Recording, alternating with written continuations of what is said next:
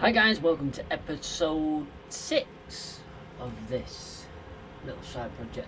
Now it's been a few weeks, maybe a month for a bit since I've been up here. And today I've come up, it's absolutely boiling up here.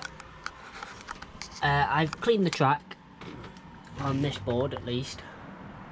I've been trying to get smooth running. Now, the lane that you can see currently open, I've got smooth 99% of the time. That is pretty smooth. I can demonstrate that. In theory, you watch, it won't be smooth now. No, because this keeps happening. But ironically, the quicker you go, the less likely it is to happen. Which is a bit weird, but we'll put them back on for now. I think this is to do with the camera of the track, which I'll discuss in a second. So, come out across the gap there, through these boards which were pre-built, so there's no issues with them. They went together well. Then onto the new bit, is sort of temporary. We've got a little issue there where it jumped, which is why the track looks like that. Then on to the other pre-built bit, it comes down and isn't really an issue, but will go round on its own without constantly being watched. However, we do have a few teething issues of the times of when it does need to be watched, and as soon as your back's turned, it derails. But this is all issues that can be addressed at a slightly later date.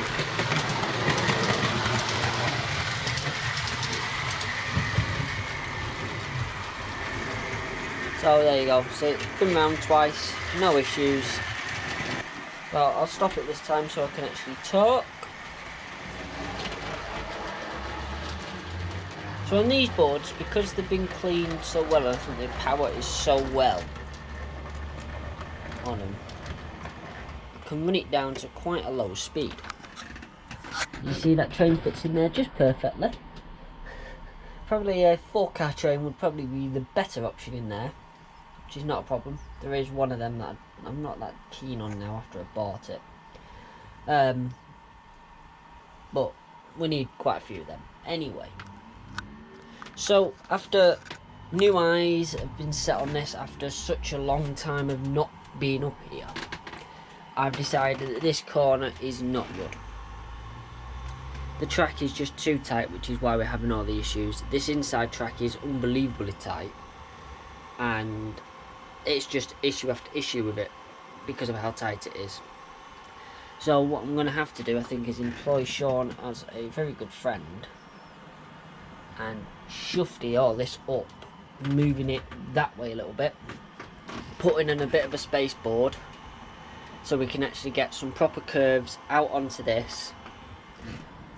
That will shrink this area slightly, but we've got plenty of room to play with. As you can see, I'm not using any of that space. Jig this so it's more level, and then the track can come out of here, turn naturally, come across here, turn naturally, and then we'll use some wiggle parts to get these into line. So, I mean, I didn't think that would be such a problem down there, but it does appear to be a problem. The trains are running really slow over that section for whatever reason.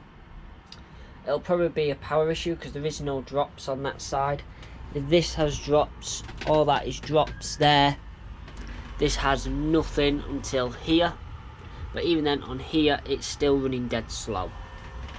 And if I take the actual train off, there we go. So it's standard speed, and then it just slowly slows down. And it doesn't really speed up on that straight, then it jumps over there and derails, and then that's that. and it's the same on this track here, but this one is even worse. So that's, I'm not touching the controller, it's steady speed. Steady speed, hang on a minute.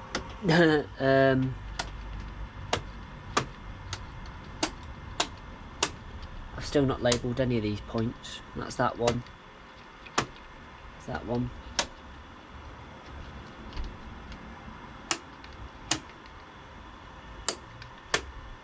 I want that one there. I want that one there. That one there. So that they are, so it's stuck there now. I'm not touching the controls, it's quite a steady speed. Put it back. Not touching the controls, as you can see. I've got a steady speed. And then that is just so tight it comes to a crawl, which then means the coaches bunch up and then start to derail. The same here. But it will do a lap, even on that track, it will do a lap.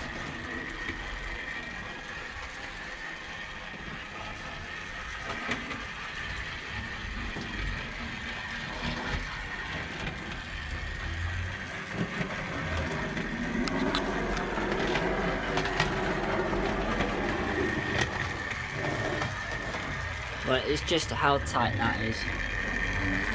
It's just not good for it.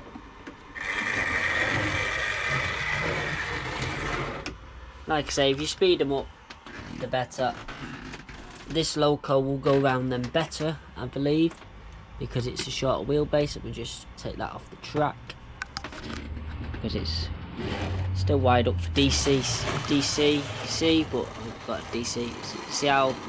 I mean, these wheels are dirty. I've not used this today at all, this one.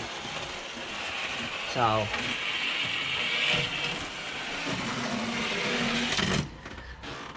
and it's lighter so it bounces off the track. I've also got high resistance on. This loco don't like high resistance. Right, so that's now not touching that.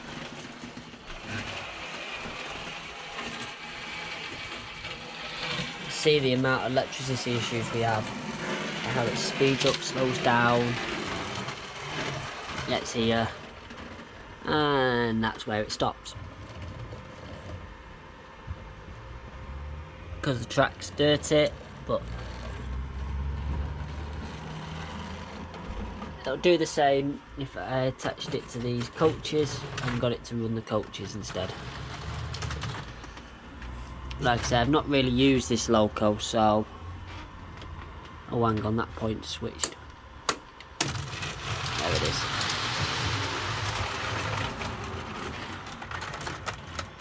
You see, because of how this one stops and starts, not more likely for it to actually cause an issue. And I think it's dragging something. Or is it just struggling?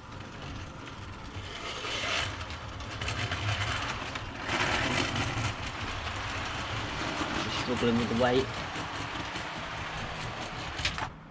and it's just gracefully fallen off.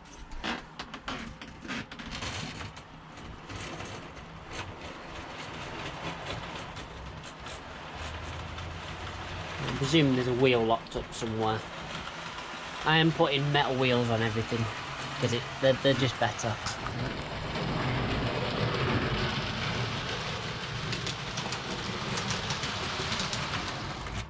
That's not as bad as I thought. But yeah, and obviously I've got this other tank, but it's a bit broken. Need some work on it because the pins have come off and what have you. But I've not done the points. Most of these points still need point motors, but I've got boards with point motors on that I can take out. So I've probably got enough to put point motors on. That one needs a motor fitting. It's the only one on this side that doesn't have one. But other than that, yeah, teething issues, that needs to be ripped up. This moved that way with a bit of help because it's not easy. and then this ripped up and reconfigured so it's better. It's a lot easier now I have light to be able to do it, but it just needs reconfiguring. It doesn't work because of that bend up there. It's just too tight. Really we want radius 2 and 3, and I think they're radius 1s, I think, because they're radius 2, remember rightly. Yeah, so they're radius, maybe radius 3 them actually. But you see, if I put them there, it collides with the brick wall. So it doesn't need to go back that much, just needs to go back probably so the end of this board lines up with the support that I put in. So it's only a small gap that we would have to bridge. And then at least they could go onto there, but in the nickel, in this type of track nickel. And then this side, obviously that needs joining properly, and this just generally, I need to get rid of the steel rail basically because I don't think it helps the cause. But other than that, so I've not been up here in a bit. I'm going to try and get up here more often, and sort a few bits out. I mean, this board, these two, this one and this one, are complete essentially. The back half of that's all done. This is all done. It just needs its bits putting in. It's done to this front bit. These two rails are done up to about this point here, where this siding ends, because obviously that's going to have to be rejigged to allow the cornering in place. But other than that, that back bit's done. These two are done, they're just in the wrong place, so they can get scenery bits going on. It is a yard, wouldn't necessarily be seen, so what I might do is have it so it like comes into a tunnel somewhere along here, then have the town scene on top of this, and then that hides that out the way. But obviously a way of being able to see what's going on underneath, because the last thing you want is not to be able to see what tracks actually have trains on. But we can do that with occupancy detection, just by cutting little slits in the rails, because they're all powered. It wouldn't really matter by cutting slits in. Worst we'd have to do is put an extra one in. But we also have this extra track here, which if we push the boards back a bit, we'd be able to use. I mean, I could use that for the inner rail because I can cut it back to there, and then, you know, that'd be perfect there. But obviously that means nothing here can get out. So yeah, hopefully if it's pushed back enough, then we might be able to get the 3 coming off, use one of the points to link it up like that side, and we'll have 3 sets of sidings, one easy way in and out. Maybe even unend that with a proper board there. We'll be able to have the 3rd track come round and then join in here. So you'd be able to run a train out of that siding, round into the station, where then you can hold it while you get the other one off, and because it's linked, you could put that into the empty track, in theory. So there's a lot of thought process into this, but now I've been up after such a long break from it, I've realised there is a few mistakes in here, and there's some mistakes that need to be rectified, because it's just not going to work correctly whilst these mistakes are. I mean, this side works pretty fine, apart from obviously that issue there, because it's all pretty simple, but that side doesn't because of how I've done it. So as I say, this all needs to be shufted up a bit, and that'll be definitely a job where I'm going to have to ask Sean to come and assist me because these will float. So these are only held in with screws there, there, and there. Other than that, these legs are free floating. So once them screws are out and that area is cleared, this will actually be able to be shoved downwards. Now, with the way that this is also worked, we could go like up to here and then just have them curve and point here in the middle. Then have it go into the tunnel over here, which will be fine. I mean, at the moment this is a tunnel scene here, which I'm not too sure about now, because I do want to hide that scene.